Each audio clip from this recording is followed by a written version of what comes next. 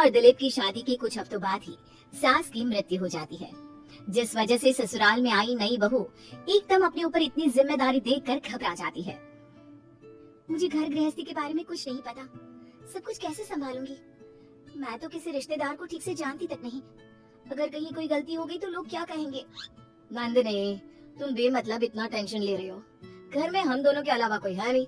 जैसा भी काम करो कोई जज करने वाला नहीं है। रही बात रिश्तेदारों की तो उन्हें मैं संभाल लूंगा। पति का सपोर्ट देखकर नंदिनी के अंदर हिम्मत आ जाती है।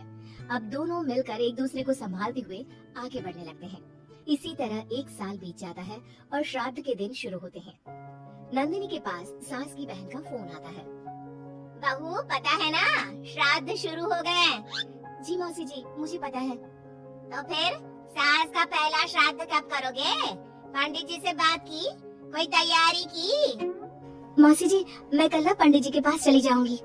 ठीक है, बात करके सब अच्छे से तैयारी करना। हाँ, किसी भी रीति रिवाज में कमी नहीं रहनी चाहिए। नंदिनी मौसी सास की बात पर तो हाँ बोलकर फोन काट देती है, लेकिन फिर रीति रिवाज और श्राद्ध के बारे में कुछ पता ना होने की वजह से दोबारा टेंशन में आ जाती है। शाम को दिलीप के घर वापस आते ही उस पर अपने सवालों की बारिश शुरू कर देती है। आज मौसी जी ने फोन करके मम्मी के श्राद्ध के बारे में बोला। हाँ, मुझे याद है। तुम पंडित जी से बात कराओ, बाकी फिर वैसे ही तैयारी कर लेंगे। वो तो मुझे पता है, लेकिन मौसी जी ने साथ में रीति रिवाज के बारे में भी बोला, और इस घर की किसी भी रिवाज के बारे में मुझे कुछ भी नहीं पता।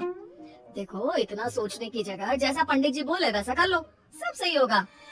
अगले दिन दिलीप के ऑफिस जाते ही नंदिनी घर के बाकी सब काम छोड़ पंडित जी के पास जाती है, जो उसे श्राद्ध करने की तारीख के साथ क्या और कैसे करना है सब कुछ अच्छे से समझा देते हैं। घर वापस आते ही नंदिनी मौसी सास को फोन करती है। मौसी जी, 2 दिन बाद मम्मी का श्राद्ध रखा है। ठीक है, आ जाऊंगी। और पहला श्राद्ध है, इसलिए पूरे परिवार को बता देना। सब साथ में पूजा करेंगे तो दीदी को अच्छा लगेगा। मौसी के कहे मुताबिक नंदिनी सबको इन्फॉर्म कर पूजा की तैयारियों में लग जाती है। 2 दिन बाद पूरा परिवार उनके घर इकट्ठा होता है और देखते ही देखते सबके बीच गृह युद्ध शुरू हो जाता है, जिससे नंदिनी और दिलीप की परेशानी कम होने की जगह बढ़ जाती है। तुमने तो बोला था कि परिवार इकट्ठा होगा, सबके साथ काम कैसे निपट जाएगा पता भी नहीं चलेगा। यहाँ तो मुझे ऐसा कुछ होता नहीं दिख रहा। हाँ, क्योंकि हमें ज्यादा कुछ पता नहीं और परिवार तो यहाँ आ चुका है, इसलिए जो भी है अब इनके वापस जाने तक तो हमें सहना ही पड़ेगा। रही बात काम की तो मैं हूँ ना। तुम ना बस परिवार संभालो, काम मैं देख लेती हूँ। दिलीप परिवार वालों की गुत्थम गुत्थी और मामला संभालते हुए सबको शांत करता है, जिसके बाद सब पूजा करने बैठते हैं। बोलो भला, श्राद्ध वाले दिन इंसान की पसंद का खाना बनता है और भाभी को खीर जान से ज्यादा पसंद थी, पर बहू तुमने तो वो बनाई ही नहीं।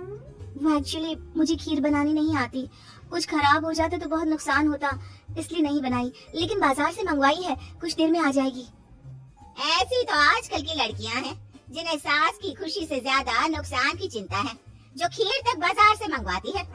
मौसी जी, मम्मी की खुशी को याद रखते हुए नंदिनी ने खीर का ऑर्डर उनकी पसंदीदा मिठाई की दुकान पर दिया है। अरे बनाएगी नहीं तो सीखेगी कैसे?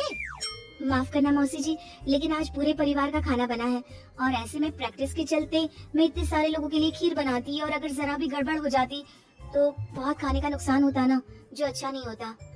नंदिनी की बात को इग्नोर करते हुए मौसी चुप हो जाती है, जिसके बाद सब पूजा करते हैं और कुछ देर बाद खाना खाने बैठते हैं, लेकिन उन्हें वहाँ भी शांति नहीं रहती। वो कभी खाने में कमी निकालना तो कभी किसी चीज की फरमाइश करना शुरू कर देते हैं। आखिर ये लोग माँ के श्राद्ध की पूजा के लिए आए हैं या बस ये गलत है, ये वैसा क्यों है, ये ऐसा क्यों नहीं, ये चाहिए वो अच्छा नहीं, ये सब बोलने के लिए? मुझे तो समझ में नहीं आ रहा, यहाँ श्राद्ध की पूजा हो रही है या इनकी पार्टी? जिस हिसाब से कमियां निकाल कर भी उंगलियां चाट चाट कर खा रहे हैं ना, इनकी तो पार्टी ही लग रही है। बस भगवान करे अब और कोई ड्रामा ना हो। दोनों पति पत्नी इसी उम्मीद के साथ मेहमानों को खाना परोसते रहते हैं। कुछ देर बाद ही मौसी सास का चिल्लाना शुरू हो जाता है। हे भगवान, सब इधर आओ, ये देखो दीदी की तस्वीर के आगे रखी पूजा की पूरी पर चींटियां घूम रही है। बहू, तूने दीदी की मनपसंद खीर पूजा में नहीं रखी ना, इसीलिए नाराज हो गई हमारी दीदी। मौसी, आप सबके मन में इस तरह के अंधविश्वास मत भरो। अरे उन्होंने कुछ गलत नहीं बोला, पहले तेरी पत्नी ने घर आते ही हमारी भाभी को ऊपर पहुंचा दिया और अब उनकी आत्मा को भी शांति से नहीं रहने दे रही। इसी के साथ एक एक कर घर में सब अपनी राय देने लगते हैं। जो कुछ ही देर में एक बड़े मुद्दे का रूप ले लेता है, जिसमें सबकी बात और इल्जाम घूम फिर कर नंदिनी या दिलीप पर ही आते हैं। बस करो, आखिर आप लोग हमसे चाहते क्या हो? खुद तो एक दिन भी लड़ाई किए या किसी पर इल्जाम लगाए बिना रह नहीं सकते, तो फिर किस हक से दूसरों को बुरा बोल रहे हो? वो बेचारी जिस दिन से इस घर में आई है, सबको खुश करने की कोशिश करती रहती है, लेकिन आप सब उसे टारगेट करने के अलावा कुछ नहीं करते।